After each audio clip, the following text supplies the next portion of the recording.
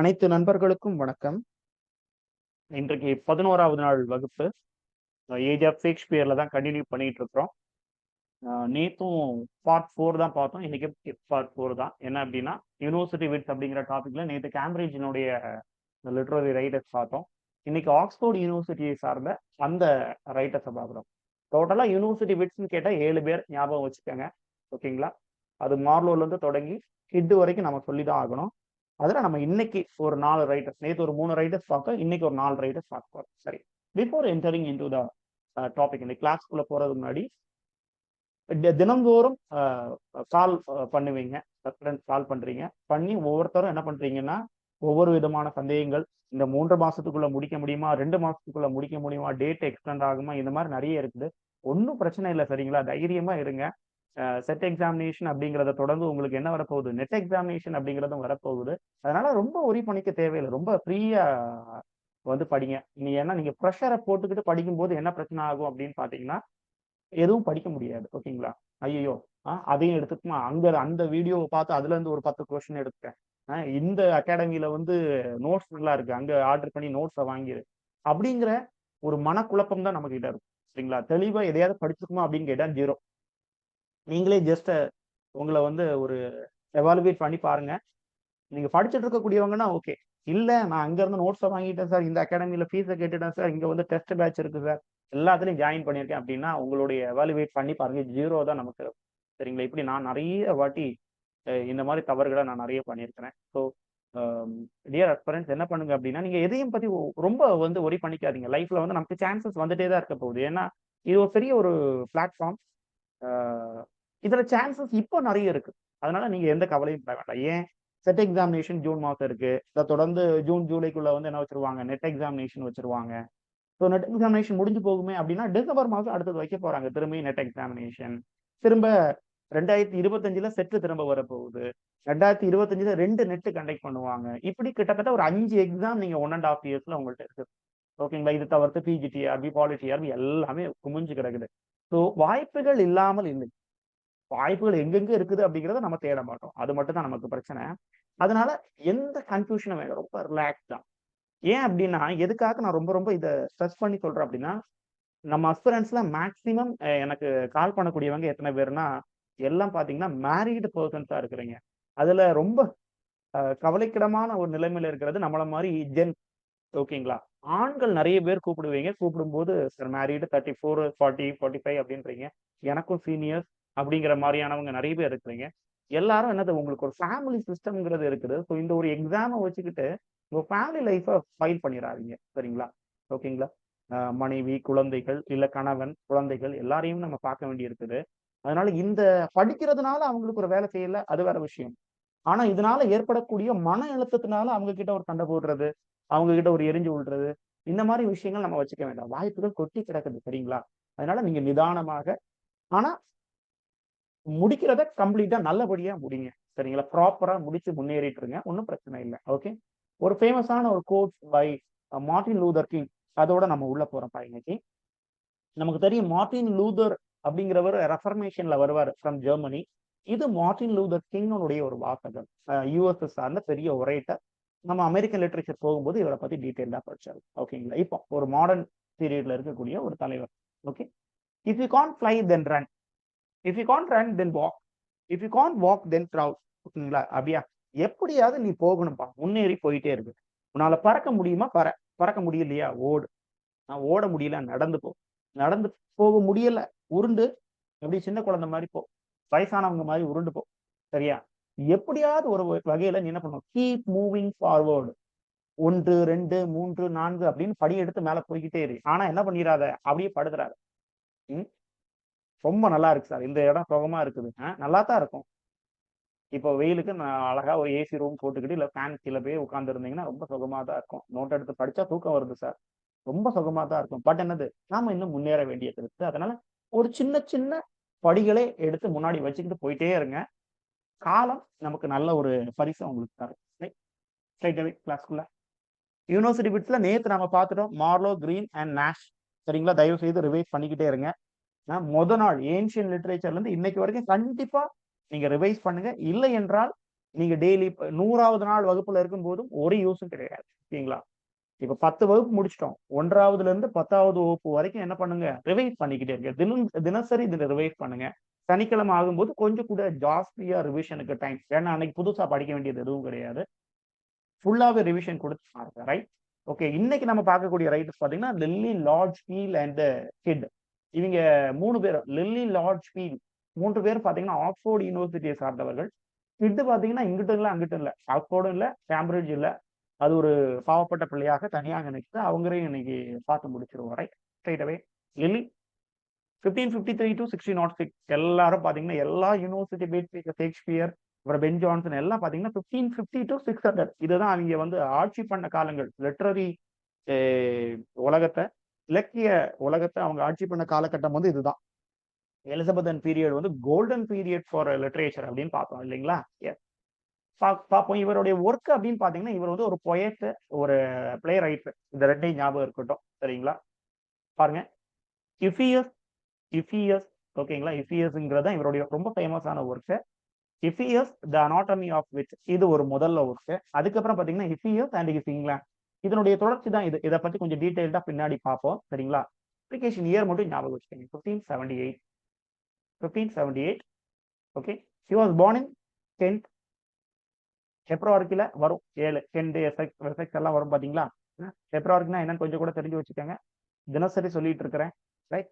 அவருடைய அப்பா பாத்தீங்கன்னா register for the archbishop Matthew Parker. Okay. Matthew Parker கீழே ஒர்க் பண்ண ஒரு ரெஜிஸ்டரா தான் யார் இருந்தாங்க? ஜான் லில்லியுடைய அப்பா இருந்திருக்காரு. அப்ப கோர்ட்டுக்கு கொஞ்சம் நெருக்கமான ஒரு ஆள் தான். ரைட்? இப்போ ஆக்ஸ்போர்ட்ல போய் படிச்சுட்டாரு அப்படின்னா கொஞ்சம் பெரிய குரூப் தான். ரைட்?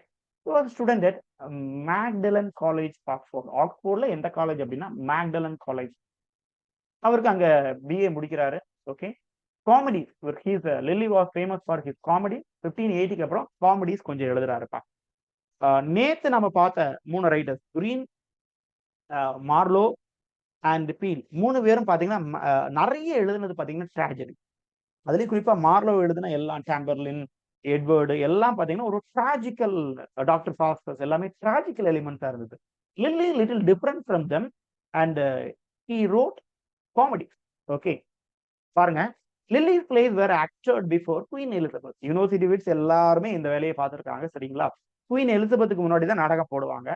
அது யாரால எனாக்ட் பண்ணப்படும் அப்படின்னா, children of the chapel and by children of Paul at the Blackfriars theatre. இதுதான் பிளாக் ஃப்ரையர் தியேட்டர். நீங்க ஜஸ்ட் கூகுள்ல பிளாக் ஃப்ரையர் தியேட்டர்னு போட்டீங்கன்னா இப்ப இருக்கக்கூடிய மாடர்ன் தியேட்டர் நீங்க பார்க்க முடியும். பிளாக் ஃப்ரையர் தியேட்டர்னு ரொம்ப உட்டிஷா ஃபர்னிஷ்டு பண்ணி, ரொம்ப பாலிஷ் பண்ணி அப்படி இருக்கக்கூடிய தியேட்டர் நீங்க பார்க்கலாம். ரொம்ப அழகா இருக்கும். ஜஸ்ட் சர்ச் பண்ணி பாருங்க.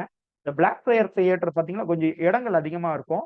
இந்த 2 children of chapel, children of பால்னா குரூப் ஆஃப் பீப்புள். ஓகேங்களா?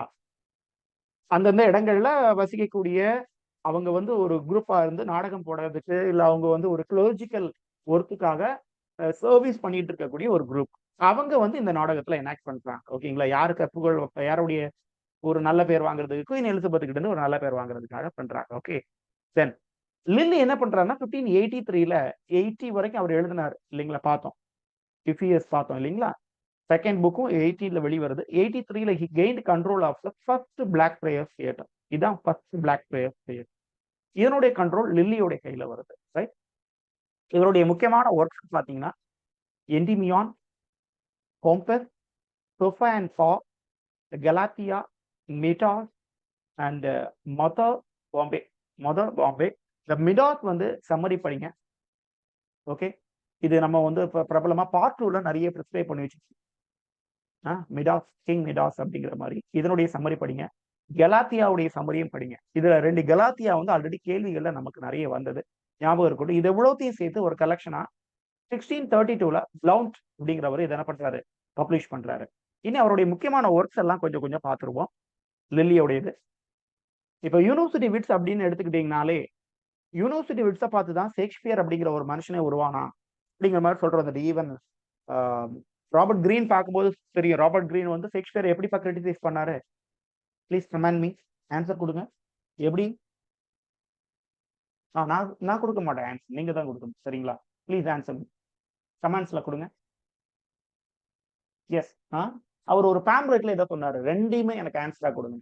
அவர் என்ன கிரிட்டிசைஸ் பண்ணாரு கிரீன், ஷேக்ஸ்பியரை என்னென்ன கிரிட்டிசைஸ் பண்ணாரு, கூடவே எந்த பேம்ப்லெட்ல அதை கிரிட்டிசைஸ் பண்ணாரு. ஓகே, ஏன்னா அவங்களுக்கு எல்லாம் கடுப்பு என்னன்னா ஷேக்ஸ்பியர் எங்களை விட ஃபேமஸ் ஆயிட்டாரு, ஆனா காப்பி அடிச்சது ஃபுல்லா எங்க கிட்ட இருந்து அப்படிங்கிற கடுப்பு தான் யாருக்கு, இந்த யூனிவர்சிட்டி வீட்ஸ். பாருங்க, Lyly made deep influence on Shakespeare. ஷேக்ஸ்பியருடைய ஆவியில பாதி யாருடைய பங்கு, லில்லியுடையது. பிகாஸ் அவருடைய ஒர்க் பாருங்க, லவ் மெட்டமார்போசிஸ். மெட்டமார்போசிஸ்ங்கிறது இன்னொரு ஒர்க், யாருடையதுன்னு ஆன்சர் பண்ணுங்க பார்ப்போம். மெட்டமார்போசிஸ், எவ்வளவு கேள்விகள் வருது பாருங்க. மெட்டமார்போசிஸ் ஒரு classical work, try to answer. அதை ஃபாலோ பண்ணி லில்லி என்ன பண்ணாரு, லவ்ஸ் மெட்டமார்போசிஸ் அப்படிங்கிற ஒரு ஒர்க் எழுதினாரு பாருங்க. Love's metamorphosis by John Lyly. இதை காப்பி அடிச்சு லவ் லேபர்ஸ் லாஸ் அப்படிங்கிற ஒர்க்கை ஷேக்ஸ்பியர் எழுதியிருக்காரு. உங்களுக்கு தெரியும், லவ்ஸ் மெட்டமார்ப், லவ் தான், ரெண்டுமே லவ் தான்.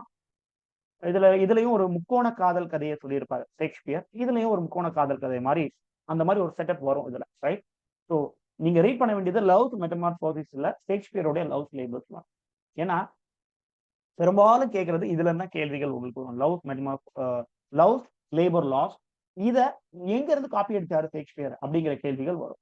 தென் கலாத்தியா, நான் சொன்ன கலாத்தியா கண்டிப்பா சம்மரி படிங்க அப்படின்னு. ஏன்னா கலாத்தியாவுடைய கதையும் ஷேக்ஸ்பியருடைய மிட்சமர்ஸ் நைட் ட்ரீமும் ஒரே மாதிரி இருக்கும். சின்ன லவ் இருக்கும், கூடவே கொஞ்சம் ட்ரிக்ஸ் இருக்கும். உங்களுக்கு தெரியும் நினைக்கிறேன், மிட்சமர்ஸ் நைட் ட்ரீம்ல நிக் பாட்டம் அப்படிங்கிற ஒரு கேரக்டர் வரும், பக் அப்படிங்கிற கேரக்டர் வரும். So get the summary. கண்டிப்பா மிட்சமர்ஸ் நீங்க ஷேக்ஸ்பியர் அடுத்த கிளாஸ்ல பார்ப்போம். கண்டிப்பா அனைத்து 37 பிள்ளைகளுடைய சம்மரியும் நம்ம படிச்சாகணும்.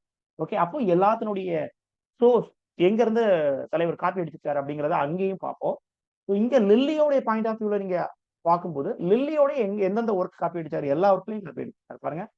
லில்லியோடைய லவ்ஸ் மெட்டமார்போசிஸ், கலாத்தியா, இதை காப்பி அடிச்சிருக்காரு யாரு, ஷேக்ஸ்பியர் காப்பி அடிச்சிருக்காரு. இதுவும் அதே மாதிரி ஒரு, இவங்க எல்லாம் ஃபாரஸ்ட்குள்ள போவாங்க, அங்க ஒரு ஒரு ஒரு குள்ளர்கள் ஒரு கூட்டம் இருக்கும், அங்க ஒரு மன்னனும் ஒரு ஒரு காதலன் காதலி, ஒரு பெரிய ரிச் ஃபேமிலியை சார்ந்தவங்க இருப்பாங்க, அவங்களுக்கு திருமண ஏற்பாடாயிருக்கும். இப்படின்னு நிறைய ஏகப்பட்ட சிமிலாரிட்டிஸ் கலாத்தியாக்கும் மிட்சமர்ஸ் நைட் ட்ரீமுக்கும் இருக்கும். Just read it. தென் இவருடைய ஒர்க்கான famous work Euphues the anatomy of wits. சரிங்களா? இதை பத்தி கொஞ்சம் அதிகமான டீட்டெயில் நம்ம தெரிஞ்சு வச்சுக்கணும். ஏன்னா அவருடைய மாஸ்டர் பீஸ் இது. இதுல இருந்து கேள்வியும் யூஜிசி நெட்ல கேட்டிருக்காங்க. அது என்னங்கிறதையும் சொல்லிடுறேன். It's a Greek word. Euphues அப்படிங்கிறது ஒரு கிரீக் வேர்ட். அப்படின்னா என்ன அப்படின்னா கிரேஸ்ஃபுல் அண்ட் விட்டி.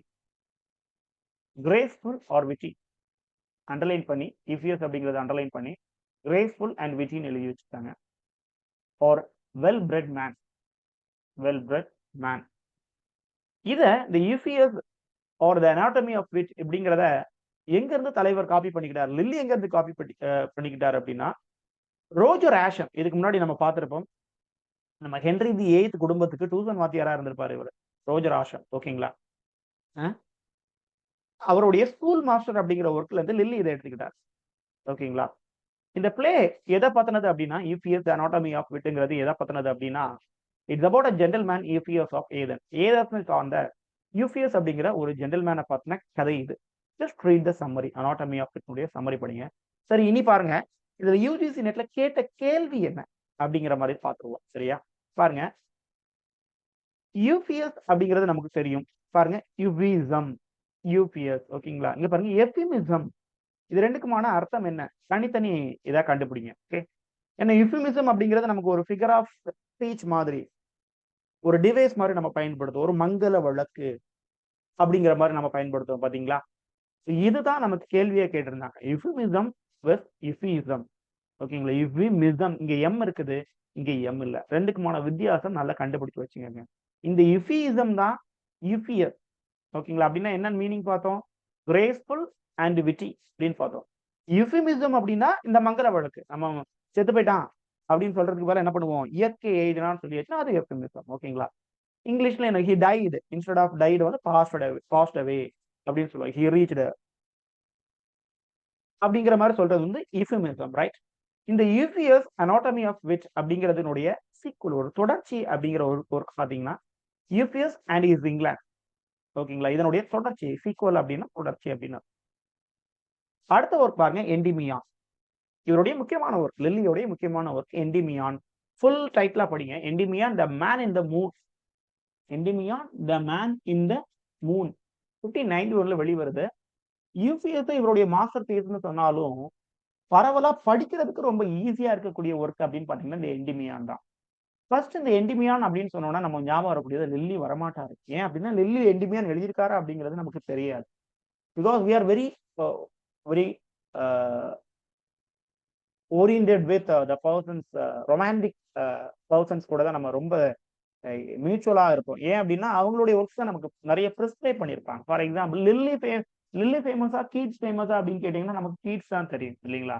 இப்போ என்டிமியான் அப்படிங்கிறதுக்கு முதல் சாய்ஸ் கீட்ஸ் தான் வச்சிருப்பாங்க. நம்ம கண்டிப்பா கீட்ஸ் தான் அடிப்போம் இல்லைங்களா?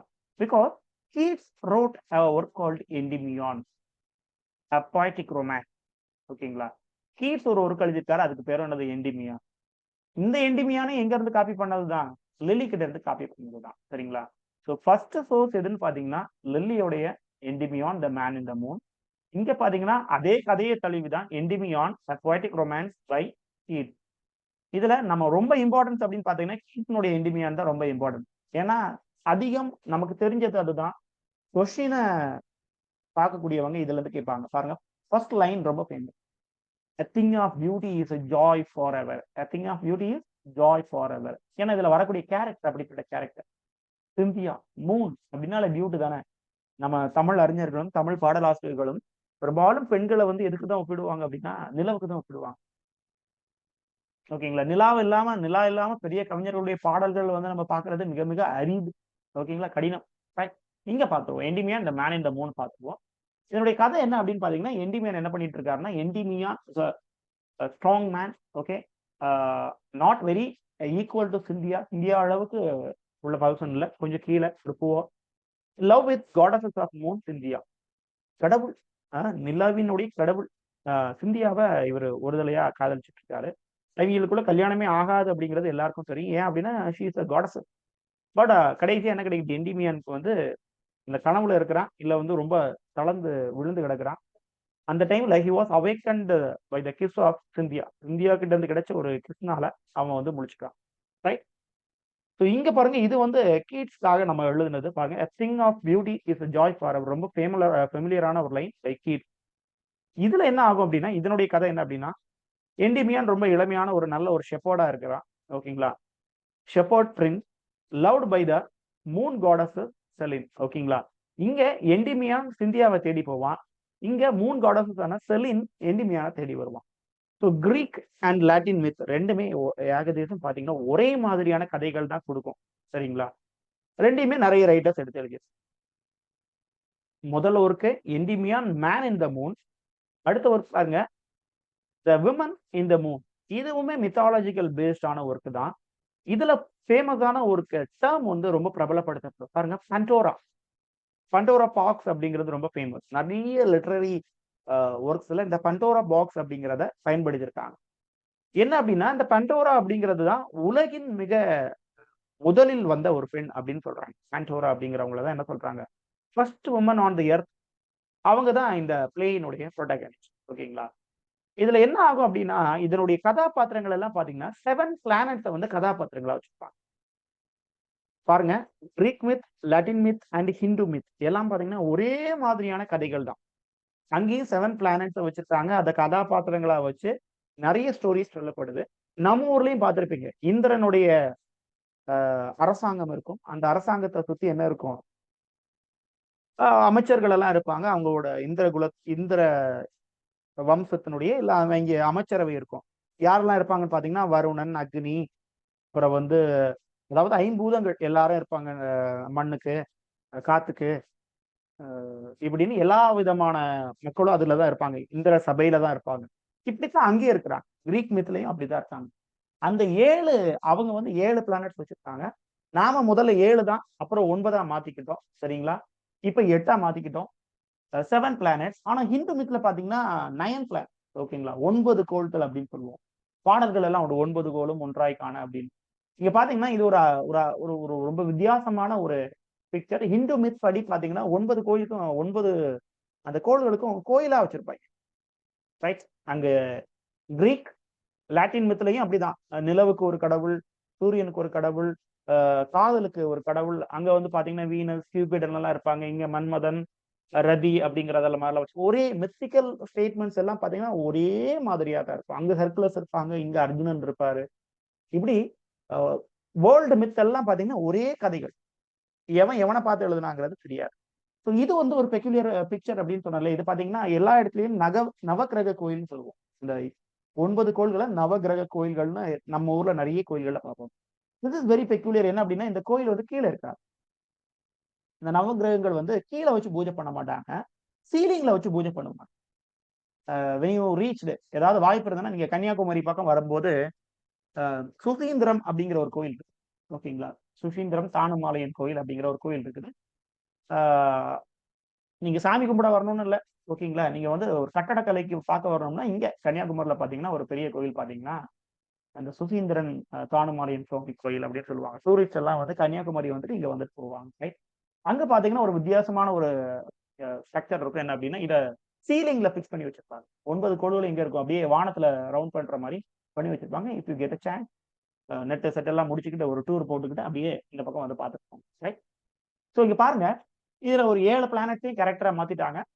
The play is said before the earth was created. உலகம் அப்படிங்கிறது இது வரைக்கும் படைக்கப்படலை. ஓகேங்களா? அதான் 7 பிளானட் அங்க கொடுத்துருக்காங்க. ஓகேங்களா? உலகம் படைக்கப்படலை. அதுக்கு முன்னாடி இருந்த ஒரு செட்டப். ஓகேங்களா? The play is a satire on women. ஓகேங்களா? இப்போ பெண்ணியல்வாதிகள் எல்லாம் இதை பார்த்தாங்க அப்படின்னா துரத்தி அடிப்பாங்க லில்லிய. ஓகேங்களா? லில்லி இல்ல மொத்த யூனிவர்சிட்டி வச்சுமே துரத்தி அடிப்பாங்க. ஷேக்ஸ்பியரை கட்டையால புழக்கிறதுக்கும் ஃபெமினிஸ்ட் மக்கள் ரெடியா இருப்பாங்க. ஏன்னா எவனும் எதுக்கு இம்பார்ட்டன்ஸ் கொடுக்க மாட்டானுங்க. விமன், பெண் ஈக்குவாலிட்டி அப்படிங்கிற விஷயங்கள் எல்லாம் அவன் அன்னைக்கு சிந்திச்சு பார்த்ததே கிடையாது. ஏன்னா எழுத்துக்கள் அப்படிங்கிறது அப்பதான் முதல்ல வந்திருக்குது.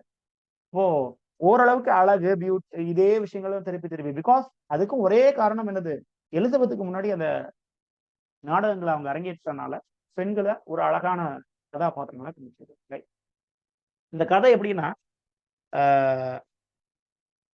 இந்த பண்டோரா அப்படிங்கிற பெண் வந்து தோற்றுவிக்கப்பட்ட உடனே அவளுக்கு இந்த 7 பிளானட்னுடைய சக்தியையும் என்ன பண்ணிடுவாங்க அப்படின்னா கொடுத்துருவாங்க. இதனால இந்த 7 பிளானட்ஸ் ஆர் அன்ஹாப்பி. 7 பிளானட்டும் கடுப்பாகி போயிருப்பாங்க. ஏன் அப்படின்னா because their best qualities have given to Pandora. பண்டோராக்கு இப்போ சனிக்கோளினுடைய இது, சாட்டனுடைய இது, ஜூபிட்டர் ரொம்ப ஜொலிக்கும் அந்த இது, அதுக்குடைய பவரு. அப்புறம் இப்போ ஃபார் எக்ஸாம்பிள் சூரியனுக்கான பவரு, பிரகாசிக்கிறது, இந்த மாதிரி எல்லா பவர்ஸும் யாருக்கு கொடுத்துருவாங்க அப்படின்னா பண்டோராக்கு இந்த பண்டோராவை படைச்சவங்க கொடுத்துருவாங்க. Okay? So all they decide, இந்த 7 பிளானட் என்ன பண்ணுதுன்னா decide to destroy nature. Nature தான் இதுக்கு மெயின் காரணம். இப்போ யாரை கழுவி ஊத்துறாங்க? ஏய் நேச்சர், நீ என்ன பண்ற, எங்களுடைய எல்லா சக்தியும் வாங்கி இவ்வளவு கொடுத்துட்டு அப்ப நாங்க என்ன இழுச்ச வேணா அப்படின்ட்டு ஒவ்வொருத்தனா என்ன பண்றாங்கன்னா அந்த பண்டோராவை போய் தொந்தரவு பண்ணிக்கிட்டே இருக்காங்க. பாருங்க, இந்த சாட்டன் தி எல்டஸ்ட், ரொம்ப மூத்த ஒரு பர்சன் கேரக்டர், அதுல goes first to demonstrate his power. என்னுடைய பவர் என்னன்னு பாக்குறியா அப்படின்னு யார்கிட்ட போய் கேட்கறான்? பண்டோரா கிட்ட போய் கேட்கறான். இந்த அப்ளிக் பண்டோரா வித் ஹிஸ் கேரக்டர்ஸ் மெலங்கலி, தன்னுடைய தம் கிட்ட இருக்கக்கூடிய ஒரு கெட்ட சக்தியை யாரு கொடுத்துறான் அப்படின்னா பண்டோரா மேல தூவி விட்டுறான். என்னது மெலங்கலின்னு என்னது? அழுது பிடிச்சுக்கிட்டு அழுகாட்சியா துன்பப்பட்டு துயரப்பட்டு அப்படி இருக்கக்கூடிய ஒரு ஒரு மைண்ட் செட்டை யாரு கொடுத்துட்டு போயிடுறான்? பாண்டோரை கொடுத்துட்டு போயிடுறான். அவ ரொம்ப சந்தோஷமா இண்டிபெண்டன்ட் உமனா இருந்துட்டு இருந்தா. ஆனா என்னது கஷ்டப்பட ஆரம்பிச்சிட்டா சேட்டன் வந்தப்பறம். இப்படி என்ன பண்றாங்கன்னா சேட்டனை தொடர்ந்து ஜூபிட்டர், சோல்னா சன்னு அர்த்தம். சரிங்களா? சன்னு, மெர்குரி, லூனா எல்லா பயல்களும் வந்து அவங்கள்ட்ட இருக்கக்கூடிய பிரச்சனைகளை யாருக்கு கொடுத்துறாங்க? பண்டோரா. சாபம் போடுறாங்க, சபிக்கிறாங்க. இதனால பண்டோரா கடுப்பாகி என்னன்னா வாழ்க்கையினுடைய இஷ்டத்தை எல்லாம் இழந்து ரொம்ப விரக்தியான நிலைமைக்கு பண்டோரா போயிடுறாங்க. அந்த ஆக்ட் 5ல under the influence of Luna, இந்த லூனாங்கிற கேரக்டர் வருது. கடைசியா பண்டோரா என்ன ஆயிடுறா அப்படின்னா பைத்தியம் ஆயிரும். பாருங்க, ஒவ்வொரு ஆக்ட்லயும் ஒவ்வொரு ஆள் வருவான். Act 1, act 2, act 3. ஆக்ட் 5ல தான் லூனா வருவாங்க. லூனா வர்றதை பார்த்துதான் இந்த அவங்க ஒரு பைத்தியக்கார நிலைமைக்கு போயிருவாங்க. என்னடா இதுக்கு மேல நான் என்னடா பண்றது அப்படிங்கிற நிலைமைக்கு யார் போயிருவாங்க அப்படின்னா பண்டோரா போயிருவாங்க. இந்த நேம் பாருங்க, ரொம்ப பெக்யூலியர் நேம். இந்த லூனா அப்படிங்கிறது, லூனா அப்படின்னா நிலவு அப்படிங்கிற பொருள் தான் வரும் இல்லைங்களா? இதை வச்சுதான் ரஷ்யா வந்து என்ன பண்ணுவாங்க, தங்களுடைய சேட்டலைட்டுக்கு என்ன பேர் வச்சிருப்பாங்க அப்படின்னா, நிலவுக்கு நிறைய சேட்டலைட் நாமளும் இப்ப அனுப்பணும். இதுக்கு பேர் என்னப்பா? நிலவுல போய் அழகா சுகமா தரையிறங்கி நிக்குது. சக்சஸ்ஃபுல்லா தரையிறங்கிச்சு. சந்திராயன் 2 3 சரியா? ரைட். அதுல இருந்து ஒரு ரோவர் இறங்கிச்சு. அதனுடைய பேர் என்னப்பா? Try to find. இதெல்லாம் அது கண்டிப்பா தெரிஞ்சு வச்சுக்கோங்க. நீங்க நெட் எழுதுறதா இருந்ததுன்னா பேப்பர் 1ல பீப்பிள் என்விரான்மென்ட்ல கேட்கலாம். சரிங்களா? பெக்யான் ரோவர் இல்லைங்களா? அது தரையிறங்கி அப்படியே சக்சஸ்ஃபுல்லா போச்சு. இப்ப நம்மள்ட்ட கான்டாக்ட்ல இருக்குதான்னு கேட்டீங்கன்னா இல்ல. ஸோ இதெல்லாம் தெரிஞ்சு வச்சுக்கணும். ஜெனரலா நமக்கு ஓரளவு சுத்தி நடக்கிறது. இந்த Luna is the name for Russian அனுப்பக்கூடிய சேட்டலைட்ஸ்க்கு எல்லாம் பேர் என்ன வச்சிருப்பாங்கல்ல? லூனா 1, 2, 3 இப்ப கிட்டத்தட்ட 25 அனுப்புனாங்க. லூனா 25 அப்படிங்கிற ஒரு சேட்டலைட் அனுப்புனாங்க. நம்ம பையன் என்ன பண்ணிட்டான்னா, அழகா போய் அங்க லேண்ட் ஆயிட்டான். சரிங்களா? சுகமா லேண்ட் ஆகி நம்ம வந்து பயங்கரமா ஆரவாரம் பண்ணோம். ஐஎஸ்ஆர்ஓ இல்லைங்களா? பாருங்க இந்தியன் ஸ்பேஸ் ரிசர்ச் ஆர்கனைசேஷனுடைய பேர் வந்து இஸ்ரோ இல்லைங்களா? அதே மாதிரி ரஷ்யாவுக்கு ஒரு பேர் இருக்கு. தெரிஞ்சு வச்சுக்கோங்க. ப்ளீஸ். ரஷ்யாவுக்கும் ரஷ்யா விண்வெளி நாசா வந்து அமெரிக்காவுக்கு மாதிரி ரஷ்யாவுக்கும் ஆர் வச்சு தொடங்கும். சரிங்களா? ஆர்ஓஎஸ்ன்னு தொடங்கும். Find it. அது என்ன ஆச்சுன்னா குட்டிக்கரம் அடிச்சிச்சு. நம்ம ஏற்கனவே சந்திராயன் 2 போட்டு 2 என்னது குட்டிக்கரணம் அடிச்சது பாத்தீங்களா? அதே மாதிரி என்னது இதுவும் என்ன ஆச்சுதுன்னா குட்டிக்கரணம் அடிச்சது. ஆனா இட்ஸ் a ஃபெயில்யூர். லூனா 25 வந்து ஒரு ஃபெயில்யூரா முடிஞ்சிருச்சுது. நம்மள மாதிரியே பண்ணணும்னு நினைச்சா, ஆனா நம்ம ரொம்ப ஸ்லோவா போய் லேண்ட் ஆனோம். இவன் ரொம்ப ஃபாஸ்டா வந்து லேண்ட் ஆனா தோத்து போயிட்டான். சரிங்களா? இப்ப லூனா அப்படிங்கிற பெயர் பாருங்க எங்கெல்லாம் வச்சு விட்டுருக்காங்க. பாருங்க at the end of the பிளேக்கு வந்துருவோம். Nature chooses to punish easier. நேச்சருக்கு எதிரா தான் இதெல்லாம் பண்ணானுங்க இவனுங்க.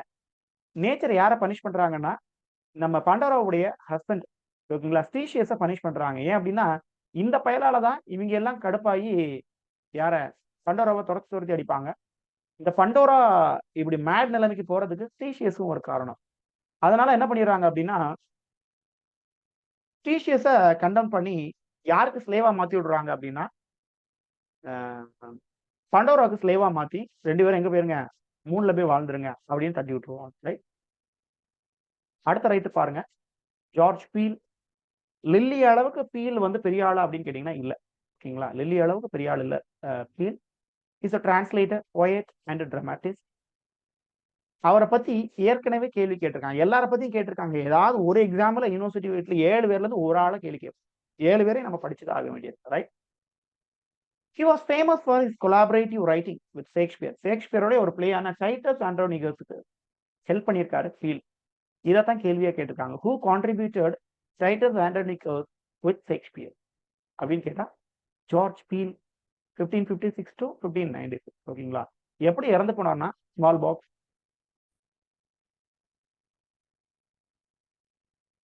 பீலினுடைய முக்கியமான ஒர்க் அப்படின்னு பாத்தீங்கன்னா அரேஞ்ச்மெண்ட் ஆஃப் பாரிஸ். ரொம்ப அழகா இருக்கக்கூடிய ஒரு ஒர்க் இது. சரிங்களா? கண்டிப்பா இதனுடைய சம்மரி படிச்சுக்கிட்டீங்கன்னா ரொம்ப சூப்பரா இருக்கும். ஒரு மெத்த பேஸ் பண்ணி இவர் எழுதியிருப்பாரு. என்ன அப்படின்னா ஜட்ஜ்மெண்ட் ஆஃப் பாரிஸ்.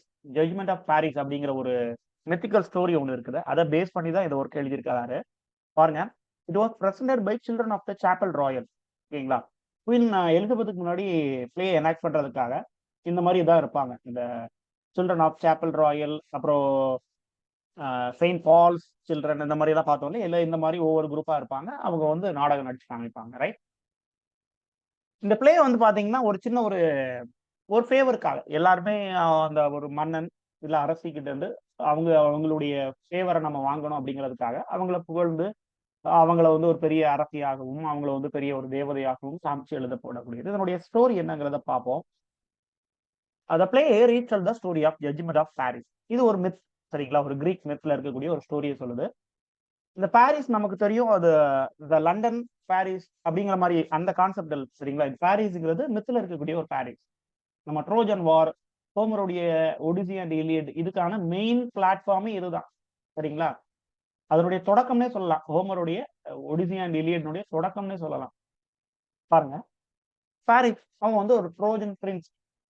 இவனை என்ன பண்றாங்கன்னா மெர்க்குரி வந்து செலக்ட் பண்றாங்க. என்னதுக்குன்னா ஒரு பியூட்டி கான்டெஸ்ட் நடக்குது. யார் அழகி அப்படிங்கிற பட்டம் கொடுக்க போறாங்க.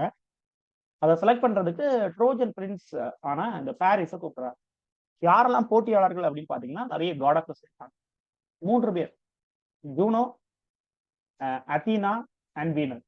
ஜூனோ தெரியும், queen of gods, goddesses of wisdom, goddesses of love. இந்த 3 பேருக்கு சண்டை வந்தோன்னா யாரு தான் பியூட்டி அப்படிங்கிற விதத்துல ஜெயிக்கிறது பாத்தீங்கன்னா ஆட்டோமேட்டிக்கலி வீனஸ் தான் ஜெயிப்பாங்க.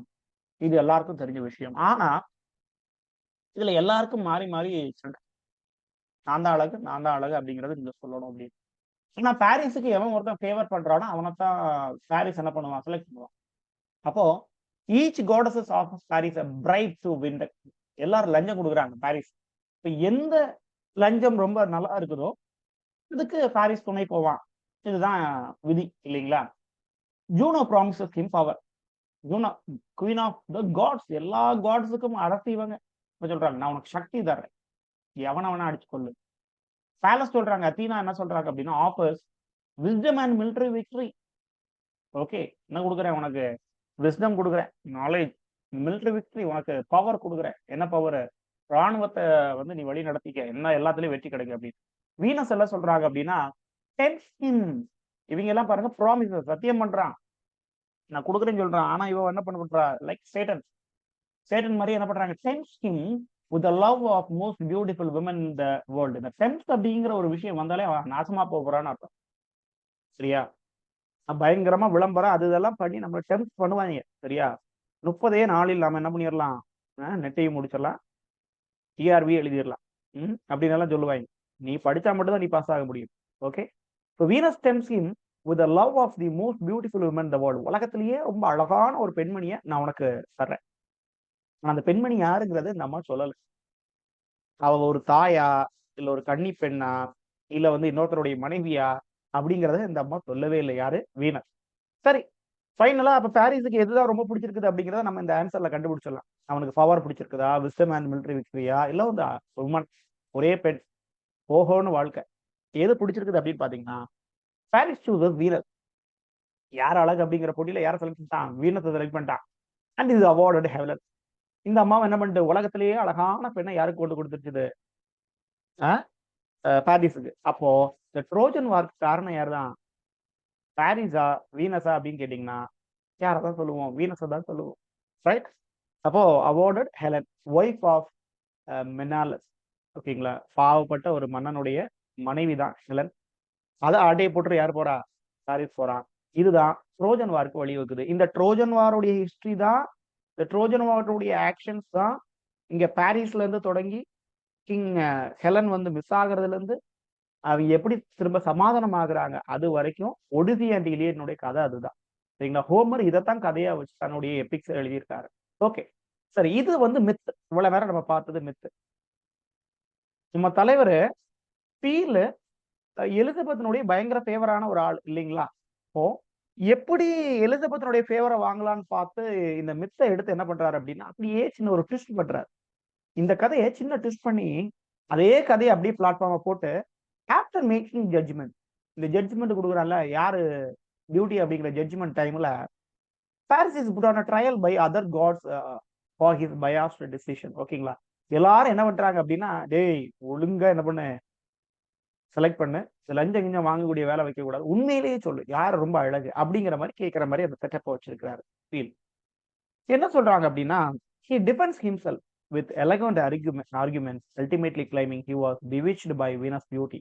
ஒத்துக்கிறான், என்னது, நான் வந்து வீனஸோட பியூட்டியில தான் மயங்கிட்டேன், ஆனா உண்மையிலேயே யார் அழகு அப்படிங்கறத என்ன சொல்றான் பாருங்க. Final decision rest gives the apple to none of the competitors but to nymph called Elisa. கடைசியா அழகு யாருங்கிறத அவன் ஒத்துக்கிறான் அப்படின்னா, எலிசா அப்படிங்கிற ஒரு தேவதை. இது யாரா? Queen Elizabeth. So arrangement of Paris எலிசாக்கு முன்னாடியே நடிச்சு யார் தான் ரொம்ப அழகு உலகத்துல, எலிசா தான் அழகு அப்படிங்கிறத பீல் வந்து அப்படியே எழுதி முடிச்சிடறான். இதை நடிச்சு காமிக்கும் போது பீலுக்கு எவ்வளவு அவார்டுகள் கிடைச்சிருக்கும், என்னென்ன ஃபேவர் ஸ்கோர்ல கிடைச்சிருக்கும் இல்லைங்களா? எந்த ஒரு சிஎம் முன்னாடி பிஎம் முன்னாடி நீங்க தான் உலகத்திலே அறிவாளி, நீங்க பண்ணதெல்லாம் தான் பெரிய விஷயம் அப்படின்னு சொல்லியாச்சுன்னா என்ன வேணும் நடக்கிறான். சரிங்களா? ஸோ அப்படி பீல், லில்லி எல்லாரும் என்ன பண்ணிக்கிட்டாங்கன்னா கோர்ட்னுடைய ஃபேவரை வாங்கிடு. அப்புறம் பாருங்க Edward the first and battle of Alcazar, இது ரெண்டுமே ஒரு மைனர் ஒர்க்ஸ், ரெண்டுக்குமே என்னது ஹிஸ்டாரிக்கல் எலிமெண்ட்ஸ் வச்சு எழுதியிருக்காரு. இந்த எட்வர்ட் த ஃபர்ஸ்ட்டை வச்சு ஷேக்ஸ்பியர் என்ன பண்றாருன்னா தன்னுடைய நிறைய ஹிஸ்டாரிக்கல் டிராமாஸ், தலைவரை பார்த்தீங்கன்னா ஹென்ரி தி செகண்ட் எழுதியிருக்காரு, ஃபோர்த்து, சிக்ஸ்த்துக்கு 3 பார்ட் எழுதியிருக்காரு, ஃபிஃப்த் எழுதியிருக்காரு, இப்படி ஏகப்பட்ட, ஈவன் எட்வர்ட் தி தேர்ட் எழுதியிருக்காரு, ரிச்சர்ட் தி செகண்ட் எழுதியிருக்காரு. எல்லாத்துக்கும் இதை கொஞ்சம் ஒரு பேஸா பயன்படுத்திக்கிறாரு. பேட்டில் ஆஃப் அல்காசர் அப்படிங்கிறது பாத்தீங்கன்னா போர்ச்சுகீஸுக்கும் இந்த மொரோக்கோவுக்கும் நடந்த ஒரு சண்டை. ஓகேங்களா? இது இந்த பேட்டில் ஆஃப் அல்காசர் தான் அங்க நடந்த ஒரு அதனுடைய ஒரு கற்பனை சித்திரம் இது. ரைட்? அதுல என்ன ஆகுது அப்படின்னா போர்ச்சுகீஸ் வந்து ஒரு பெரிய நாடு. இந்த மொராக்கா வந்து அவங்களுக்கு கப்பம் கட்டிட்டு இருப்பாங்க. அந்த கப்பம் கட்ட மாட்டோம் அப்படின்னு நம்ம வீரபாண்டிய கட்டபொம்மன் பேசின மாதிரி மொராக்கா வசனம் எல்லாம் பேசி சண்டை போடுறாங்க. அதுதான் பேட்டில் ஆஃப் அல்காஸ்டர்.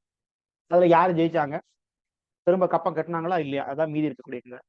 இது என்ன கேள்வியா உங்களுக்கு நமக்கு எக்ஸ்பெக்ட் பண்ணலாம் அப்படின்னா, ஜான் ட்ரைடன் தன்னுடைய டான் செபாஸ்டியன் அப்படிங்கிற ஒர்க்குக்கு இதே இதைத்தான் சோசா பயன்படுத்தி இருக்கிறார் 1689ல. சரி, ஃபீல் இதை எங்க இருந்து ஆட்டை போட்டார் அப்படின்னா, John Polemon's the second part of the book of battles fought in our age அப்படிங்கிற ஒரு ஒர்க்ல இருந்து அதை தழுவிதான் பேட்டில் ஆஃப் அல்காசர் அப்படிங்கிற ஒர்க் எழுதியிருக்கிறாரு. இன்னொரு பிளே பாருங்க, the old white tale. The old white tale 1595ல இது வெளிவருது. It has a play within a play. இத மேட்ச் த ஃபாலோயிங்ல நெட்ல கேட்டிருக்காங்க நிறைய தடவை. என்ன அப்படின்னா, for example play within a play அப்படிங்கிற மாதிரி இருக்கக்கூடிய பிளேஸ் வந்து ரொம்ப கம்மியா இருக்கும். Spanish tragedy, silence the court in session, the wife old wife tale, இப்படிங்கிற மாதிரி கொஞ்சம் ஒரு விரல் விட்டு எண்ணக்கூடிய வகையில் ஒரு 10 இல்ல ஒரு 12 பிளே தான் இருக்கும். பிளேயோ நாவலோ தான் இருக்கும். பிளே வித்தின் அ பிளே கான்செப்ட்ல நாம ஒரு பிளே படிக்கிறோம், அதுக்குள்ள இன்னொரு பிளே அவங்க போட்டு பார்க்கணும். ரைட்? இது என்னன்னு கிரிட்டிசைஸ் பண்றாங்க பாருங்க, கன்ஃபியூசிங் ஃபம்பிள் ஆஃப் தியேட்டரிக்கல் நான்சென்ஸ்னு இதை கிரிட்டிசைஸ் பண்றாங்க கொஞ்சம் பேர். அதாவது குழப்பம் நிறைஞ்சது அப்படின்னு சொல்றாங்க. இன்னும் கொஞ்சம் பேர் என்ன சொல்றாங்க அப்படின்னா, fantastical comic romance. Fantastical comic ரொமான்ஸ்னு அதை கிரிட்டிசைஸ் பண்றாங்க. ஸோ ஒரு கலப்பா ரெண்டு மிக்சிங்கா இருக்கக்கூடிய ஒரு கிரிட்டிசிசத்தை இது வாங்கியிருக்குது. இது என்னன்னா 3 ஆண்கள், இந்த ரொம்ப அளவுக்கு இதுக்கு முன்னாடி நம்ம பார்த்த அளவுக்கு இது இன்ட்ரெஸ்டிங்கா இருக்காது. 3 ஆண்கள் ஒரு காட்டுக்குள்ள போறாங்க. அங்க போய் அப்படியே வழிய மாறுது. அவங்க எங்கன்னா ஒரு இடத்துல போய் தங்குறாங்க. Become lost in the woods but they are given shelter for the night by Clunch. ஒரு பிளாக் ஸ்மித் என்ன பண்றான்னா தன்னுடைய வீட்டுல தங்குறதுக்கு இடம் கொடுக்குறான். அவனுடைய மனைவி பேரு மேட்ஜ். ஓகேங்களா, அவ தான் அந்த ஓல்டு ஒய்ஃப். ஓகேங்களா, இந்த மேட்ஜ் தான் ஓல்டு ஒய்ஃப். இப்போ கொஸ்டின் என்ன கேட்கலாம், among the following character who is a old wife அப்படின்னு கேட்டு கிளஞ்ச். ஏன்னா கிளஞ்ச் ஆம்பளையா பொம்பளையாங்கிறது நமக்கு தெரியாது. ஓகே, கிளஞ்ச், மேட்ஜ் இப்படிங்கிற மாதிரி கேள்விகள் கேட்கலாம். ஓகே, அப்புறம் அந்த 3 பேர் எங்க தங்குறாங்க, இந்த பிளாக் ஸ்மித் வீட்டுல தங்குறாங்க. During their stay one retires to bed with Clunch. while other are who are entertained by their hostess. ஒருத்தன் என்ன பண்றான், கிளஞ்ச் கூட என்ன பண்ணிடுறான், அப்படியே அங்க ரெஸ்ட் எடுக்கிறான். மீதி 2 பேர் என்ன பண்றாங்க அப்படின்னா, to entertain by their hostel. அங்க இருக்கக்கூடிய ஒரு வேலையாளால அவனுக்கு கொஞ்சம் கதைகள் சொல்றது அந்த மாதிரி நடக்குது. who tells them a fairy tale. ஓகேங்களா, இதுதான் பிளே வித்தின் அ பிளே. இங்க ஒரு கதை படிச்சுட்டே இருக்கோம், அந்த கதைக்குள்ள ஒருத்தர் இன்னொரு கதை சொல்றோம், fairy tale which to her surprise comes to life. ஓகேங்களா, அந்த கதையில வரக்கூடிய கதாபாத்திரங்கள் வந்து உண்மையிலே வர மாதிரி காமிக்கிறாங்க. Okay, the characters appearing and telling it for her. Okay, அதாவது கதையில வந்து ஒரு மிருகம் வருதுன்னு சொன்னா மிருகம் அப்படியே வரும். ஓகேங்களா, இப்படிப்பட்ட ஒரு பிளே வித் இந்த பிளே இதுல நடக்குது. One strand of the plot, அது அப்படியே போயிட்டு இருக்கும்போது involves two brothers who are in an adventure searching for their sister Delia. அந்த கதைக்குள்ள 2 பிரதர்ஸ் என்ன பண்றாங்க அப்படின்னா, தங்களுடைய சகோதரியான டெலியாவை தேடி போயிட்டு இருக்காங்க. who is being held captive by the magician சாக்ரபேண்ட். சாக்ரபேண்ட் அப்படிங்கிற ஒரு மந்திரவாதி என்ன பண்ணியிருக்காங்க, கொடை பிடிச்சி கட்டி போட்டு வச்சு. அந்த கேரக்டர் பேர் பாருங்க, டெல்லியா. The magician also captured the brothers. இந்த சகோதரர்களையே அவன் பிடிச்சி கட்டி போடுறான். கடைசியா ஃபைனலா அவங்க தப்பிச்சாங்களா தப்பிக்கலையா, இதுதான் மீதி இருக்கக்கூடிய கதை. they are rescued by a knight. ஓகேங்களா, கண்டிப்பா அவங்க தப்பிச்சிட்டாங்க. யாரால அப்படின்னா, ஒரு சோல்ஜர் அங்க வர்றான். ஓகே, அந்த சோல்ஜருக்கு ஒரு கோஸ்ட் துணை நிக்குது. அப்படியே என்னது 3 பேரும் அதுல காப்பாற்றப்படுறாங்க. இதுதான் இந்த ஓல்டு ஒய்ஃப் டேல். இனி ஃபீல் பத்தின முக்கியமான விஷயங்கள் அப்படின்னா, ஒரு பிபிலிக்கல் ட்ராஜடி எழுதியிருக்காரு, love of king David and fair Bethsabe. Bethsabe, ஓகேங்களா, பெசப். Clyomon and Clamydes. ஓகேங்களா, Clyomon and Clamydes. Okay, tragic comedy. இதுக்கு முன்னாடி எழுதுனது எல்லாம் பாத்தீங்கன்னா, இதை என்ன சொன்னாங்க அப்படின்னா, ஃபேண்டாஸ்டிக்கல் காமிக் ரொமான்ஸ் அப்படின்னு சொன்னாங்க. இது பாருங்க, ட்ராஜிக் காமெடி, பிபிலிக்கல் ட்ராஜடி. அப்ப பீல் அப்படிங்கிறது பாத்தீங்கன்னா ஃபேமஸ் ஃபார் ஹிஸ் ட்ராஜடி. ஓகேங்களா, இது ட்ராஜிக் காமெடி, ரெண்டும் மிக்ஸ் ஆயிருக்குது. ஆனா ட்ராஜடி தான் மேக்ஸிமம். ஓகேங்களா, இது என்ன சொல்றாங்க அப்படின்னா, இந்த கிளைமன் அண்ட் கிளைமேட்ஸ் இப்படிங்கிற ஒர்க் என்ன சொல்றாங்க அப்படின்னா, best represent the characteristics of pre Greenean dramatic romance. Pre Greenean, Robert கிரீனுக்கு முன்னாடி.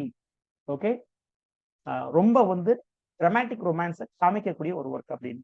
ஓகே, இந்த கிரீனுடைய இந்த பீலினுடைய ஒர்க்கை ஃபாலோ பண்ணி ஷேக்ஸ்பியர் எக்கச்சக்கமான விஷயங்கள் எழுதியிருக்காரு. As you like it, midsummer's night dream, Cymbeline and Henry the four, part 2, 2 part இருக்குது இதுல. பார்ட் 2 வரைக்கும் எழுதியிருக்காரு. அஸ் யூ லைக் இட்ட வந்து லார்ஜையும் ஃபாலோ பண்ணுவாரு, பீலையும் ஃபாலோ பண்ணியிருக்காரு. ஓகே, ஸோ ஷேக்ஸ்பியரை பொறுத்த வரைக்கும் pure pleasure, right.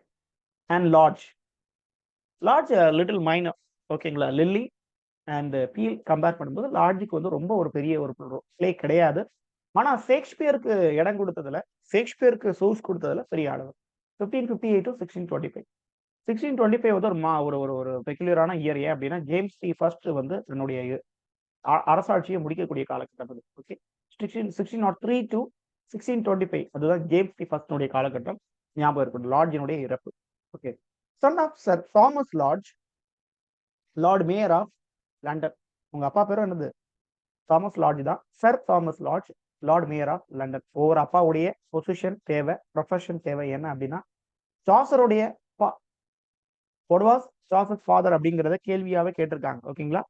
So please remember. எங்க படிச்சார் அப்படின்னா merchant taylor school, Trinity college, Oxford. அவருடைய ஒர்க் பாருங்க, defence of slave. Defence of poesy யாருப்பா எழுதுனது? டிஃபென்ஸ் ஆஃப் பொயசி யார் எழுதுனதுப்பா? Answer me. அந்த டிஃபென்ஸ் ஆஃப் பிளேஸ் அப்படிங்கிற ஒர்க்கு யாருக்கு ரிப்ளை அப்படின்னா ஸ்டீஃபன் கால்சனுடைய ஸ்கூல் ஆஃப் பப்ளிக்ஸ் ரிப்ளை கொடுக்குறாரு. இந்த டிஃபென்ஸ் ஆஃப் பொயசி அப்படிங்கிறத பிலிப் சிட்னி எழுதுறது.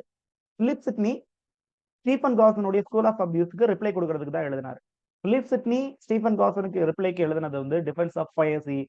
Later it was called as apology for poetry. ஓகேங்களா. இங்க லார்ஜ் எழுதினது டிஃபென்ஸ் ஆஃப் பிளேஸ். ஓகே, இந்த ஸ்டீஃபன் கால்சனை வச்சு இன்னொரு பேரை நம்ம கன்ஃபியூஸ் பண்ணிட்டு இருக்கோம். ஓகேங்களா, நிறைய வாட்டி நான் கன்ஃபியூஸ் பண்ணியிருக்கிறேன், அதனால உங்க தெளிவுக்கு ஸ்டீஃபன் கால்சன், ஸ்டீஃபன் கிரீன்பிளாட் ரெண்டு மாறி மாறி போயிடும். சரிங்களா. ஆப்ஷன்ல தரும்போது ஸ்டீஃபன் அப்படிங்கிற பேரை பார்த்து அடிச்சிடாதீங்க. ஸ்டீஃபன் கால்சன் அப்படிங்கிறவர் ரெனைசன்ஸ் டைம்ல எல்லா விதமான லிட்டரரியை எதிர்த்து எழுதினாரு. பிளேய கழிவு ஊத்துனாரு, போயம கழிவு ஊத்துவாரு. ஆனா ஸ்டீஃபன் கிரீன்பிளாட் அப்படிங்கிறவர் பாத்தீங்கன்னா is a beginner of new historicism. ஓகேங்களா. நியூ ஹிஸ்டாரிசம் அப்படிங்கிற ஒரு கான்செப்டை இங்கிலாந்துக்குள்ள கொண்டு வந்தவர். அவருடைய முக்கியமான ஒர்க் பாருங்க, introduction to the power of forms in the renaissance, English renaissance. The power of forms in the English renaissance, அதுதான் புக்கு. அதனுடைய இன்ட்ரோடக்ஷன்ல for the first time he use the term new historicism. New historicism. சரிங்களா. Theory போகும்போது கொஞ்சம் கூட டீடைல்டா. அவருடைய இன்னொரு ஒர்க் பாருங்க, Margarite of America. Margarite of America romance. என்ன ஜானர் அப்படின்னா ரொமான்ஸ்.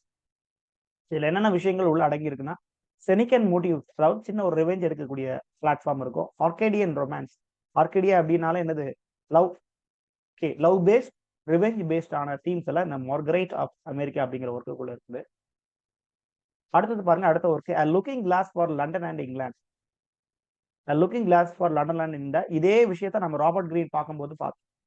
ஏன்னா ராபர்ட் கிரீன் கூட சேர்ந்து தான் இதை வந்து லார்ஜ் எழுதியிருக்கிறார்.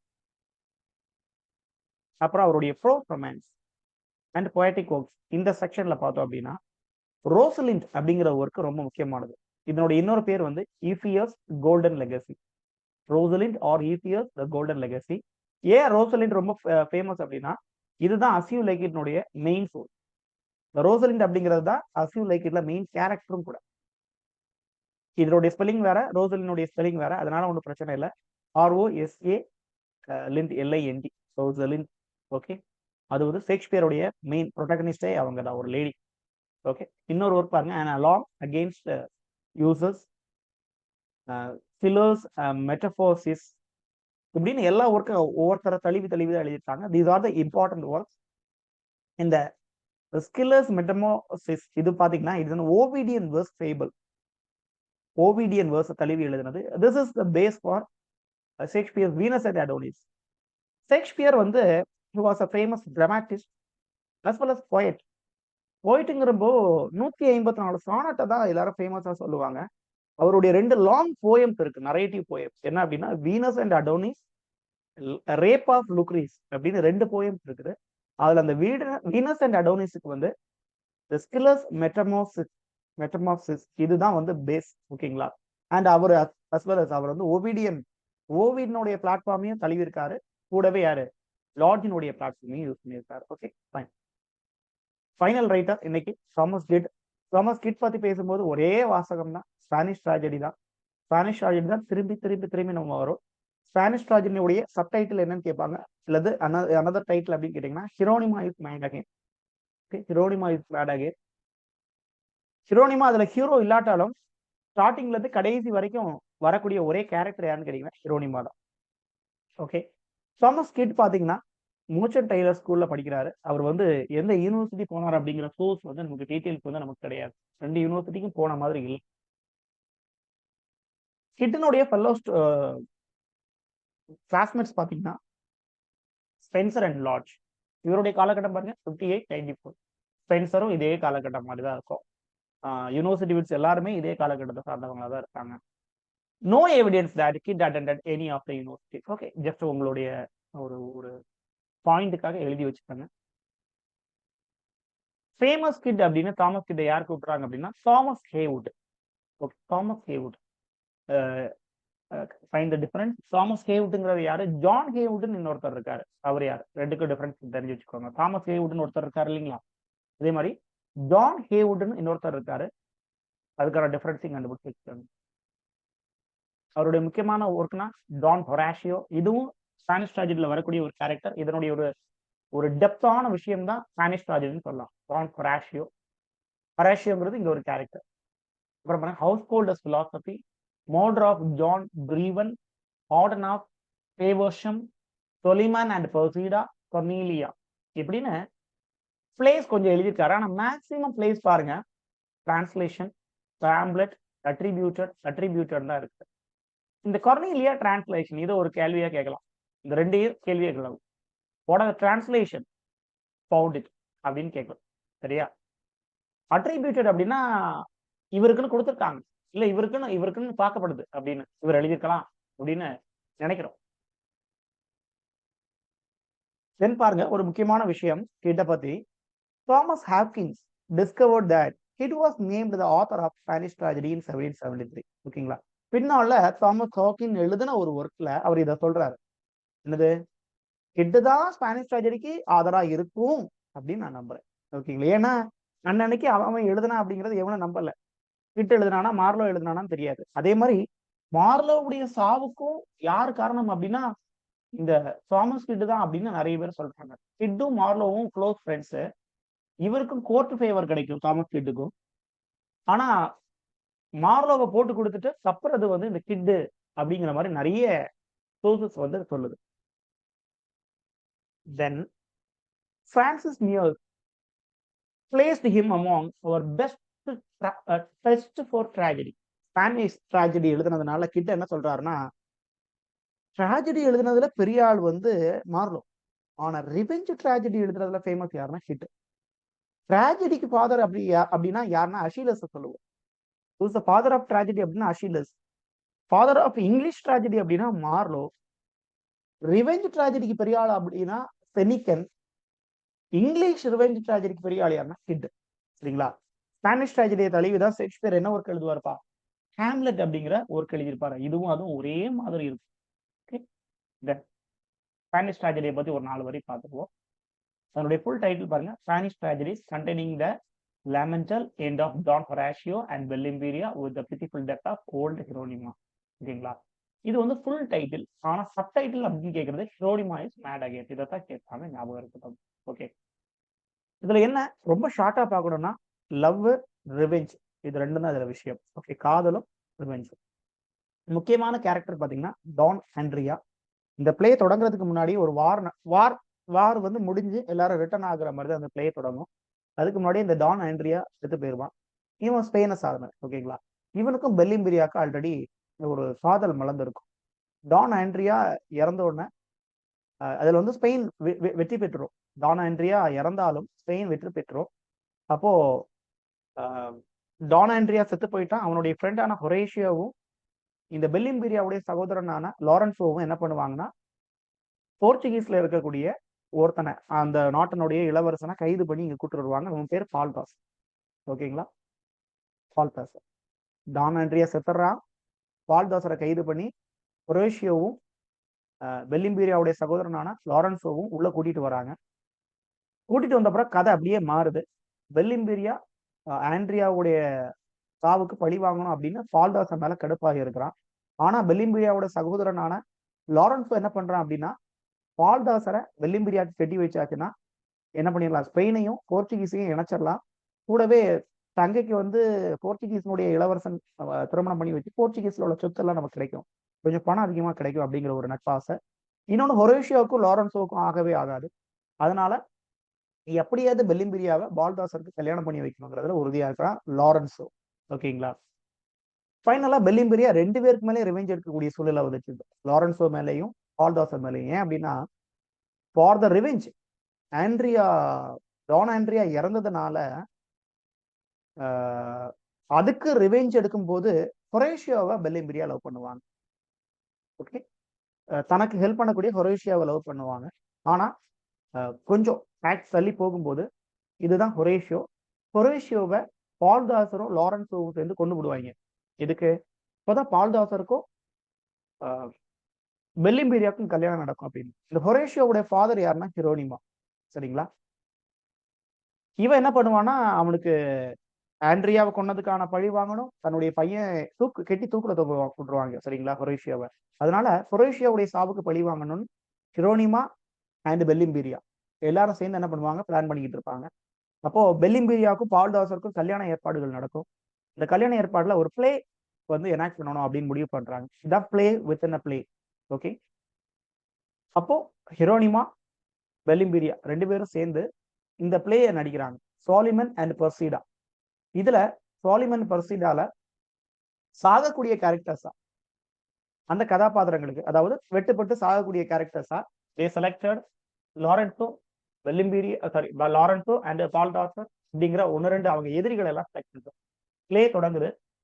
Instead of fake knives, swords, பொய்யான கத்திகளுக்கு பதிலாக உண்மையான கத்திகளை வச்சு அந்த பிளே வித்தின் பிளேலியே ஹிரோனிமா அண்ட் பெல்லிம்பீரியா 2 பேரும் சேர்ந்து பால்தாசரையும் லாரன்சோவையும் குத்தி கொண்டு வருவாங்க. கூடவே ஹிரோனிமா இவங்க பெல்லிம்பீரியாவும் தங்க தற்கொலை பண்ணிப்பாங்க, தன்னைத்தானே குத்திக்கிட்டு தற்கொலை பண்ணிப்பாங்க. ஹிரோனிமா என்ன பண்ணிருப்பாங்கன்னா, நாக்கு அறுத்துக்கிட்டு அப்படியே ஒரு ரத்த வெள்ளத்துல கிடப்பா. அதோட அந்த பிளே முடியும். ஏதாவது உண்மைகள் எல்லாம் இவன் சொல்லிடக்கூடாது அப்படிங்கிற இதுலதான் என்ன பண்ணிடுவாரு, நாக்கு கட் பண்ணிப்பாரு. இப்படி மொத்தத்துல ஒரு பிளட் ஷெட்ல இந்த ஸ்பானிஷ் ட்ராஜடி முடிவுக்கு வரும். ஸோ டியர் ஃப்ரெண்ட், இன்னைக்கு நாம யூனிவர்சிட்டி ஒரு செகண்ட் பார்ட் பார்த்துருக்கோம். எல்லாமே ஒவ்வொரு டீட்டெயிலா சொல்லும்போது இட்ஸ் டேக் லென்தியா போக தான் செய்யுது. சாரி, நான் முடிஞ்ச வரைக்கும் என்னது இந்த லென்த்தை வந்து கம்மி பண்றதுக்கு ட்ரை பண்றேன். நிறைய பேர் கமெண்ட்ஸ்ல கொடுத்துருக்கீங்க கிளாஸஸ் வந்து ரொம்ப ஹெவியா இருக்குது அப்படின்னு. ஸோ நெக்ஸ்ட் வீக்ல வந்து நம்ம கொஞ்சம் ஹெவியஸை வந்து கம்மி பண்ணிப்போம், டோன்ட் வரி. ஸோ இப்போ வரைக்கும் இருக்கக்கூடிய கிளாஸஸ் ரெடி பண்ணிருங்க. நாளைக்கு ஷேக்ஸ்பியர் பார்த்துருவோம். இப்போ இந்த வாரத்துக்கான வகுப்புகள் ஓரளவுக்கு நமக்கு முடிஞ்சிடும். நாளைக்கு ஒரே ஆள் தான் நமக்கு, ஷேக்ஸ்பியர் மட்டும் தான் நாளைக்கு நமக்கு சிலபஸ். ஸோ ப்ரிப்பேர் பண்ணிட்டு இருக்கேன். If you have any doubt கமெண்ட்ஸ்ல சொல்லுங்க. தேங்க்யூ.